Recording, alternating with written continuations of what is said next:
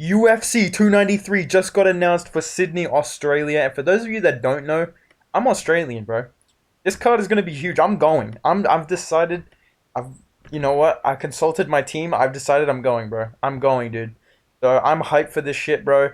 And today, you see the title, you see the thumbnail, you know who I am, bro. I'm the best matchmaker on YouTube. The UFC finally beat me. They made a better card than me with UFC 291. I ain't gonna lie, that's a great card, bro.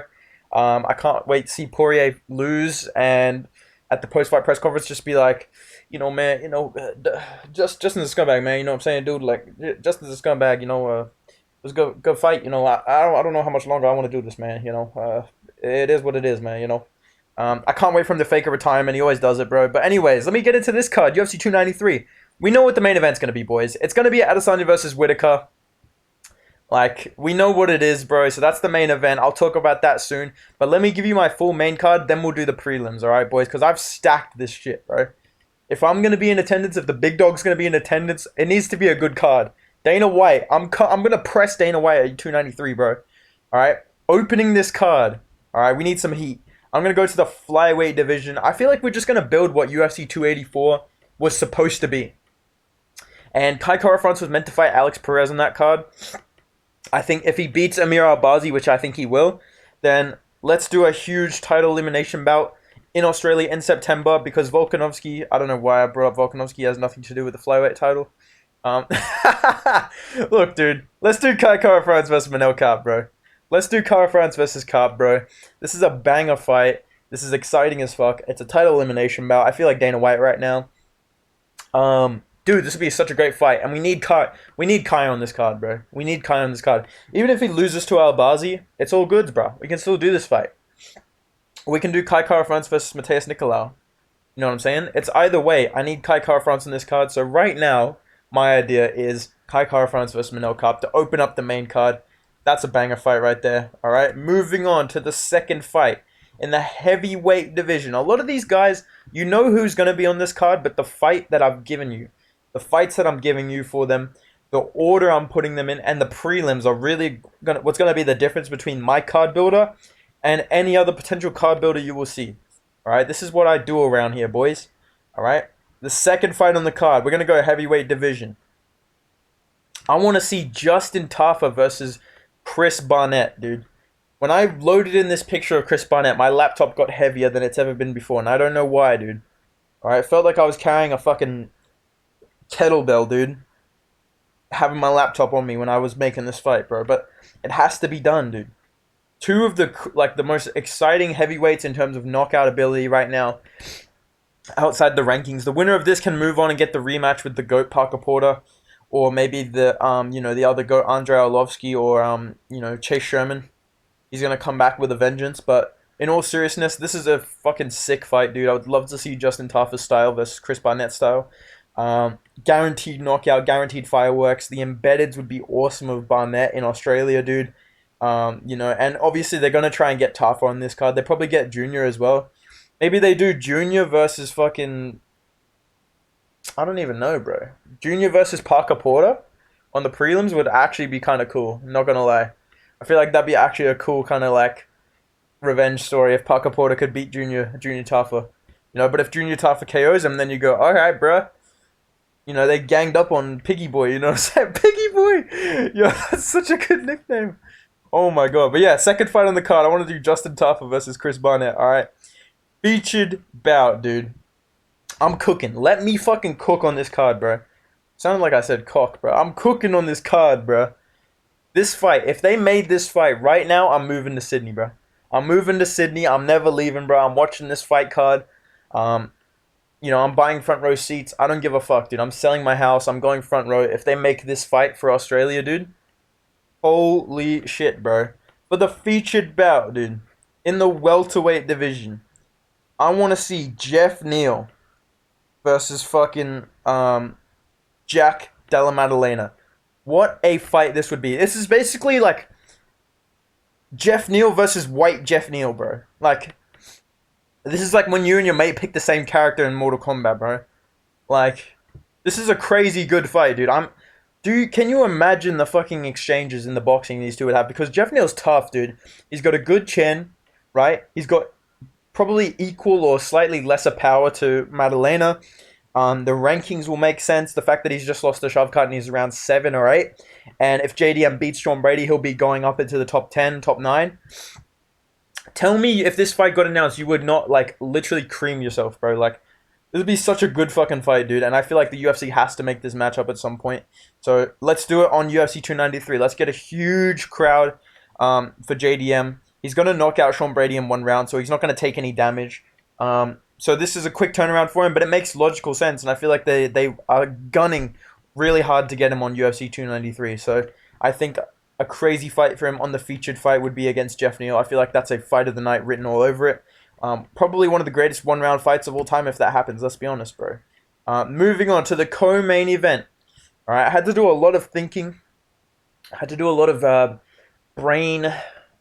I wanted to say mathletics, but that's just not the word that I'm looking for. A lot of cognition. That's a good word. A lot of thinking about this shit, dude. And I wanted to get a good fight for Tai Tuivasa, but I didn't want to make it too easy. But I also didn't want to give him Tom Aspinall because I feel like he'd lose to Tom Aspinall. Right? I can't give him Stipe. I can't give him Tom Aspinall. I don't want to give him like a Sergey Spivak again. I feel like he'd lose that as well. It's tricky with Tuivasa because he's really popular. You need him on this card. He's going to be one of probably the 2 or 3 guys that you build this whole fucking thing around. But you don't want him to lose, you know, and he's on a 2-fight losing streak, so you have to be a bit careful with him.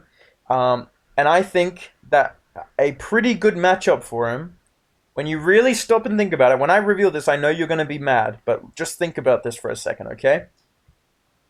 It failed. Curtis Blades versus Tai Tuivasa.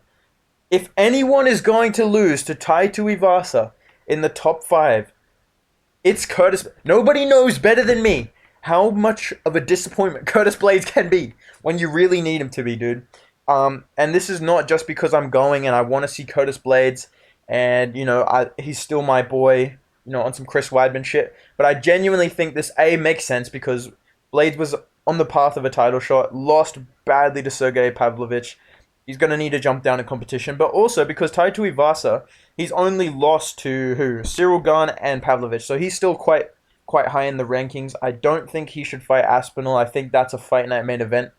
If he wins this one, or even if he loses this one, why don't we just do Aspinall versus Tuivasa? You know, Blades' sons fighting. But I think this is actually a pretty winnable matchup for Tuivasa. And let's be honest, if you're the UFC, you're trying to build this Australian market because you've just been paid for, what, 4 pay-per-views in 3 years, or something like that. Why don't you give Tuivasa Blades, who has the best chance of coming in and getting knocked out by Tuivasa in front of the entire crowd? He's ranked number 3, I believe, number 3 or 4. If Tuivasa knocks him out in 1 round, you can kind of justify giving Tuivasa like either a straight-up title shot or an elimination fight for the title. So maybe against Cyril Gane again, maybe against Aspinall, winner gets a title shot. Now you're building up Tuivasa. Now you have something for your next pay-per-view when he comes back, right? Or your next event in Australia. You have something there. And even if he loses, there's not really that much risk. He's not going to get knocked out. He's not going to get fucking destroyed like he did against Pavlovich. He's going to get taken down and decisioned, you know? So I feel like this is actually a pretty good idea. And a big name as well at heavyweight. So really good fight at heavyweight. Let's do Blades versus Tuivasa. And then in the main event, can I be honest with you, bro? Can I spit some real shit, just me and you right now? Don't tell anybody I said this, bro, but I wish the UFC found a way to make this Duplessis versus Adesanya. I really do. I really, really do. Or I wish the UFC convinced Adesanya to go up to light heavyweight and fight Jamahal Hill and make an interim title fight as the main event between Whittaker and Duplessis, because then guaranteed Whittaker wins in front of Australia. But I don't like this. I don't like this. First of all, their second fight was boring as fuck, let's be honest. Don't really care, to be honest. Could have really gone either way. I know the big narrative is that Whittaker won. I scored it for Whittaker when the fight happened, but I haven't rewatched it because it was boring. No part of me is like, oh my god, I need to see this fight. Like, the reason I'm so excited to go to this event is because I want to see Tuivasa, and I want to see Jack Della Maddalena. And I want to see some of the guys that I put on the prelims. Obviously, I'd love to see Robert Whittaker fight, but I don't want to see him fight Adesanya, bro. Like, I don't care, dude.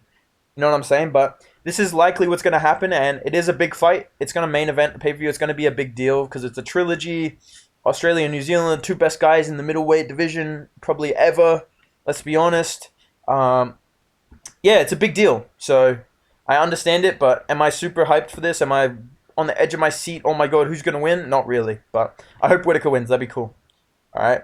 Now we get to the prelims. Now, like I said, the Jack Della Maddalena fight, the Taito Ivasa fight, whatever they do with him. If Kai Kara France fights as well, Whitaker, I'm more excited for that than I am for the main event, right? But these prelims as well, these are the shits that I'm there for fight one. I don't care what anybody says.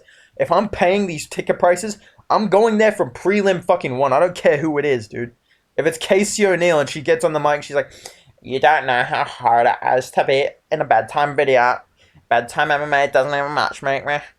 Right? Fuck that shit, dude. I'll still be there, bro. But for my prelim opener of the main prelims that I actually give a fuck about, keep in mind, there's no women's fights on these prelims, bro. Because I just can't be bothered. I don't care. All right? Casey O'Neill can fight on this card. Do it if she wants. Jess, come get armbarred, bro. You can be on this card, all right? But for my opening prelim, I want to see Ryan Hall versus Jack Jenkins. I think this is a really exciting matchup. I know I put Jack Jenkins in my International Fight Week video where I fixed it. I would love to see him get on that UFC 290 card. Even if he does or if he doesn't, I think this is a really cool matchup.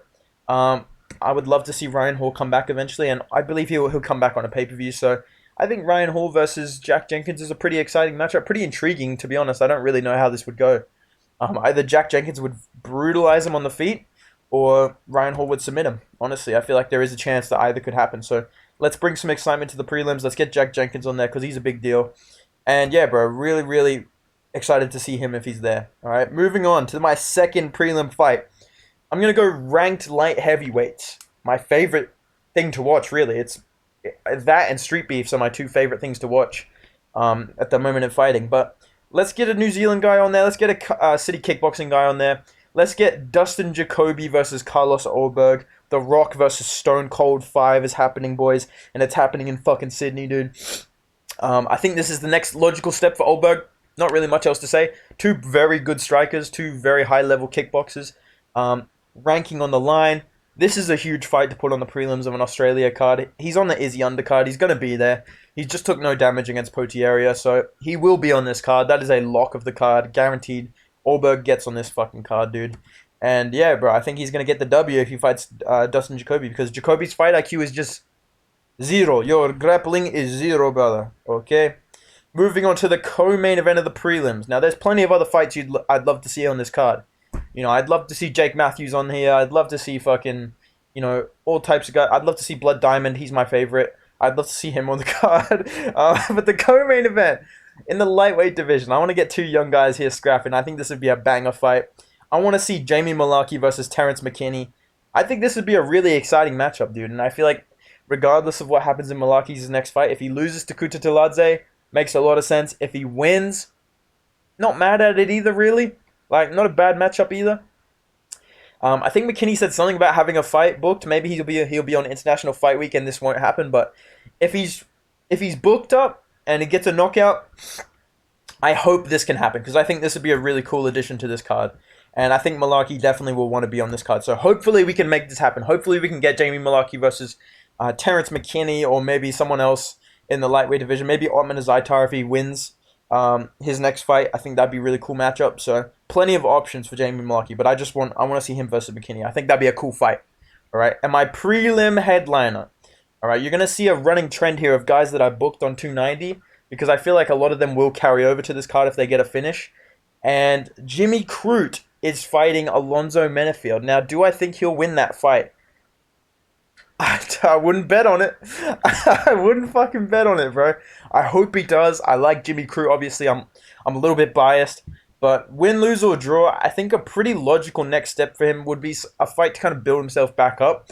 Because this rivalry with Menefield is probably pretty good for him, but he's taken a lot of damage. And I do want him to kind of build himself back up slowly. And maybe just accept that he's more of a grappler than he is of a striker. I saw him in Thailand working on his striking. That's really cool to see. I'm really glad to see that. But regardless, I think his next fight, let's do Jimmy Crute versus Cutelaba, okay? Because this is probably a friendlier matchup for him. Still a lot of danger on the feet, but not necessarily as dangerous as some other matchups that he could take next. If he beats Menafield, if he fights a Dominic Reyes, I can see him losing to a Reyes, you know? I can see him losing to a Ryan Spann. I can see him fighting someone like that that's just that next level up right now when he needs a couple more build-up fights. And I think Kutalaba is a little bit more unpredictable, which is a bad thing, but it's also a good thing because you might get a terrible Kutalaba. And then boom, you've just got a crazy knockout or a submission in round one in front of Sydney, who's all there to see fucking Adesanya, and you've made a huge deal. And now you move on to big fights with more confidence, right? So that's kind of my logic here with Jimmy Crute. So let me know what you think of this card down below, boys. Let me know if you're going, because I know a lot of you are Australian. Let me know if you're going to that card down below, boys. And yeah, I'll see you guys in the next video. Make sure you drop a like if you enjoy these videos. Subscribe to the channel, bro. Mackenzie Dern's getting the W on this weekend. I'm going to be fucking busy for 25 minutes, bro. Don't hit me up during that main event, bro, because I'm going to be busy, all right? Don't ask. Don't ask me what I'm doing, but I'll be busy, all right? That's my pick, Mackenzie Dern. Fuck it, decision. But if you enjoyed the video, subscribe, like, follow me on the Instagram at Bedtime MMA. I'll see you in the next video. I love you. Goodbye.